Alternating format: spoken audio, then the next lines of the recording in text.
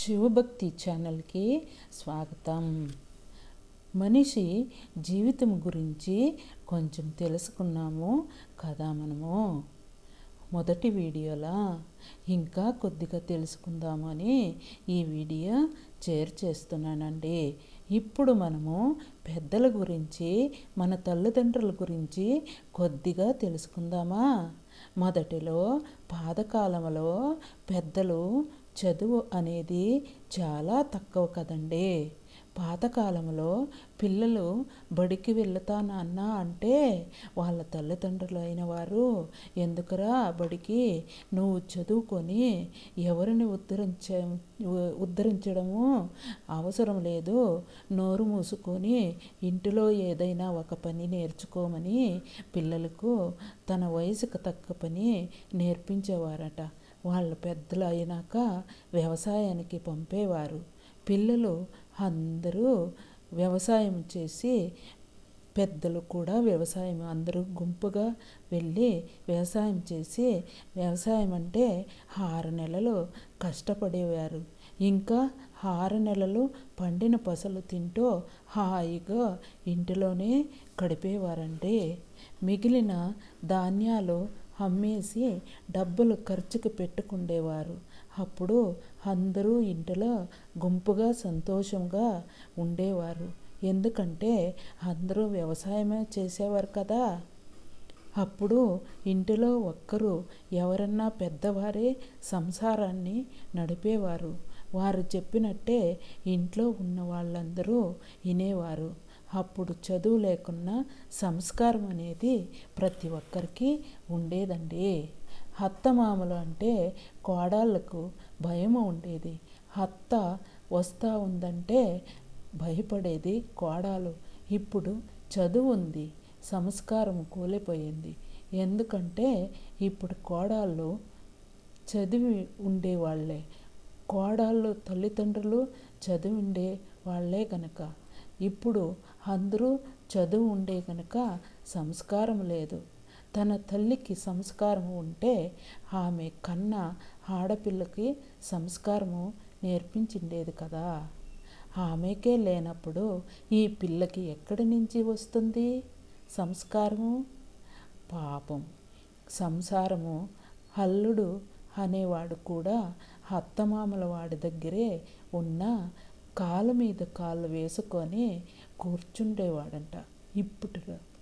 ఎందుకంటే తన తండ్రిలోనే ఆ సంస్కారం ఉండదు కాబట్టి. ఇంకా చిన్నవాడికి ఎక్కడి నుంచి భయము, భక్తి పెద్దలంటే ఉంటుంది. అందుకే పెద్దలు కూడా సంస్కారాన్ని కలిగి ఉండాలి అనేది. పెళ్లి చేసి పంపితే ఆడపిల్లని అత్తారింటికి 3 రోజులు కాకనే నాకు విడాకులు ఇప్పించండి నాన్న, నేను ఆ ఇంటిలో అతనితో కాపురం చేయలేనని, అత్తతో మామతో గడపలేనని, నేను అత్త మామంటే నాకు ఇష్టం కాదని చెప్పేదట. ఇప్పటిలో పుట్టినింటి వచ్చేస్తుంది.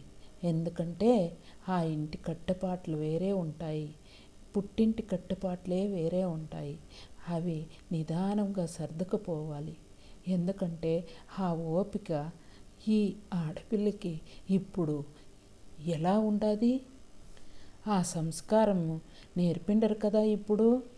అందుకు అప్పుడు తెలుస్తుంది తల్లిదండ్రులకు ఆ పిల్లని ఎలా పెంచాల్సిందా అనేది. అప్పుడు తెలిసి ప్రయోజనము ఉండదు కదా. అప్పుడు నా బిడ్డ కాపురము ఇలా అయిపోయిందే, తన భర్తను వదిలేసి తన భర్తకు ఎలా పొందుతుంది, మేము ఉన్నంత వరకే పర్వాలేదు, మళ్ళీ తన జీవితము ఏమి అని అప్పుడు కూర్చొని బోరున వేడుస్తారు. అదే పెద్దల పాటల గౌరవము అనేది పెంచాల్సిందా అనేది అప్పుడు అనుకుంటారు. ఆ పిల్ల మాకే గౌరవం అనేది ఇస్తూ ఉండ్లా, ఇంకా భర్తకు అత్తమామలకు ఎలా గౌరవిస్తుంది అని అప్పుడు తిద్దడం పోతే ఆ పిల్లకి అప్పుడు ఆ పిల్ల నేర్చుకుంటుందా చెప్పండి? అసలు వినదు కదా. అప్పుడు తల్లిదండ్రుల జీవితం అంతా మనస్తాపంతోనే బ్రతకాల్సి పడుతుంది. పాత రోజుల్లో అత్తమామలకు భోజనం వడ్డించి వాళ్ళ కంచాలు కడిగి వాళ్ళకు పడుకునే దానికి బట్టలు సర్దేవారు కోడళ్ళు. ఈ రోజుల్లో వాళ్ళని మాట్లాడితే ఈ ఆడవాళ్ళ సేవలు చేయాల్సి పడుతుందో అని మాట్లాడటమే మానేస్తారు ఇప్పుడు కోడళ్ళు. ఒక్క కథ అండి, ఒక్క మాట అండి. ఒక ఊరిలో ఒక ఆవిడ అత్త మామ ఉండేవారట. మామకు మాత్రము భోజనం వడ్డించేదట కోడలు, అత్తకు వడ్డించేది కాదట. మామ అయిన వారు కోడలికి చెప్పినట, అదేమిటమ్మా కోడలు, మీ అత్తకు కూడా వడ్డించవచ్చు కదా భోజనము అంటే, అప్పుడు కోడలు అన్నదట, ఆవిడనింకా ఏమి ఆదిక ముందులే, ఆవిడే వడ్డించుకొని తింటుంది అన్నట. అంటే ఏమిటమ్మా దానికి అర్థము అంటే, మామా అప్పుడు కోడలు చెప్పిందట, ఆస్తులన్నీ మీ పేరున ఉన్నాయి, ఇల్లు కూడా మీ పేరునే ఉంది, నిన్ను బాగా చూసుకుంటే చాలు, ఆ ఆస్తులు ఇల్లు ముందర నా పిల్లలకు వస్తాయి కదా, నా పిల్లలకే అవుతాయి కదా మామయ్య అన్నట కోడలు. అప్పుడు మావయ్య అనుకున్నట్ట, ఓ ఇదా కథ అని తను భార్య గురించి కొరిగి నేను లేకపోతే నా భార్య గతి ఏమిటి అని ఆ కొరుగులోనే మామ చనిపోయాడట. కొన్ని రోజుల తర్వాత కోడలు ఇక నాకు ఇంటిలో ఎదురే లేదని తన భర్తను అదుపులో పెట్టుకొని అత్త మీద ఎప్పుడూ రంపు పెరిగేదట. ఈవిడ ఎటైనా పోనీ తనని ఎవరు పోషించేవాళ్ళో అని పాపము ఆ ముసలావిడనే తన కూతుర్ని ఊరిలోనే పక్కింటికి ఇచ్చిందట. పెళ్లి చేసిందట ఆ ముసలావిడ కూతురిని. ఎప్పుడు ఇంటిలో రంపులు చేసినప్పుడల్లా కోడలు ఆ ముసలావిడ తన కూతురికి దగ్గరికి వెళ్ళి ఉండేదట.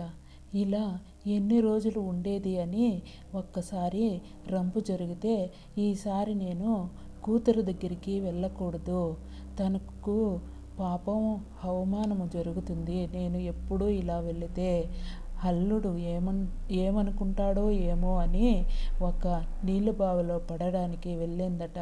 అక్కడ జనాలు చూసి బావిలో పడకుండా ఆవిడని పట్టుకొచ్చారట.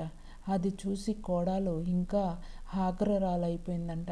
ఎందుకంటే ఇది బావిలో అన్నా పడి చనిపోయినట్టే పీడ వదిలిపోయేది, ఇది మళ్ళీ వచ్చింది అని అనుకున్నంట కోడలు. అప్పటి నుంచి ఎప్పుడూ ఇంకా రంపు జాస్తి చేసేదంట. ఆ ముసలావిడ పైన ఎప్పుడూ రంపే చేసేదంట. ఆ ముసలావిడికి రోసిపోయి పాపము 10 రోజులు భోజనం వదిలేసి మానేసి, నాకు ఏదో ఒళ్ళ బాగలేదు, నన్ను విడిచిపెట్టండి, నాకు భోజనం వడ్డించద్దండి, నేను నీళ్ళు కూడా తాగను, నాకేమీ వద్దని పాపము తన ప్రాణాలని 10 రోజుల్లో వదిలేసిద్దట. అప్పుడు ఆవిడ పోయిన తర్వాత ముసలావిడ కోడలికి ఒక కోడలు వచ్చిందట. ఆ కోడలు ఏమి చేసిందో తెలుసా? ఆ ముసలావిడ కోడల కంటే పోరు పోసుకుందేదట అత్తకి. ముసలావిడ కోడలు బావిలోకే పడి నీళ్ళల్లో మునిగి చనిపోయినట. ఆ ముసలావిడ కోడలు కూడా తీరిపోయినట. ఈవిడ అత్త బావినింకా పోయి బావిలోకి పడకుండా వెనక్కి వచ్చి 10 రోజులు అన్నము భోజనం అంతా ఇడిసి ప్రాణం విడిస్తే, ఈవిడ కోడలు పోయి బావిలోకే పడి చచ్చినట్ట. తన ఇంకా ఆవిడకొచ్చిండే కోడలు ఎలా పోతుందో ఎవరికి తెలుసు? ఆ భగవంతునికే తెలుసు కదా. ఇంకా ఈవిడ కోడలు కూడా ఏదో ఒక రీతిగా అలాగే చావాలి కదా. దేవుడికి ఊరికే వదిలిపెట్టుతాడా? దేవుడు ఎంత బాగా శిక్ష వేస్తాడో చూడండి కదండి. చేసిన కర్మ ఎవరు చేసిన కర్మ వారే అనుభవించాలే తప్ప వేరొక్కరు ఎవరు అనుభవించకూడదు కదా భగవంతుడు చెప్పాడండి శ్రీకృష్ణుడు. అదే మాటని తప్పకుండా జరుగుతూ ఉందండి. ఇప్పుడు రోజుల్లో కూడా జరుగుతూ ఉంది, అప్పుడు రోజుల్లో కూడా జరిగేదట.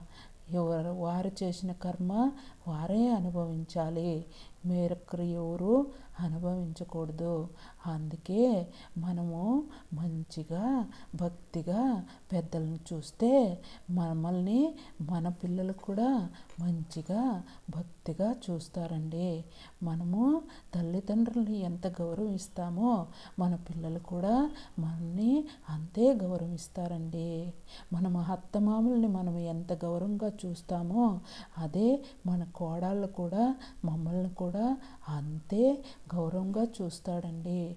ఇది తప్పకుండా జరుగుతుందండి. అందుకే భగవంతుడి మీద భారం వేసి అందరూ అదే రీతిగానే మంచిగా బతకండి.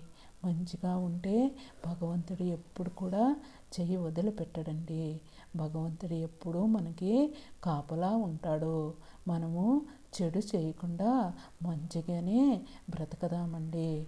ఈ వీడియో చూసిన వాళ్ళకందరికీ శుభము కలగని, నిండు నూరేండ్లు దీర్ఘాయుషవంతులుగా చల్లగా సంతోషంగా బాగా బ్రతకాలని నా ఆశ కూడా, నా కోరికలు కూడా అంతేనండి.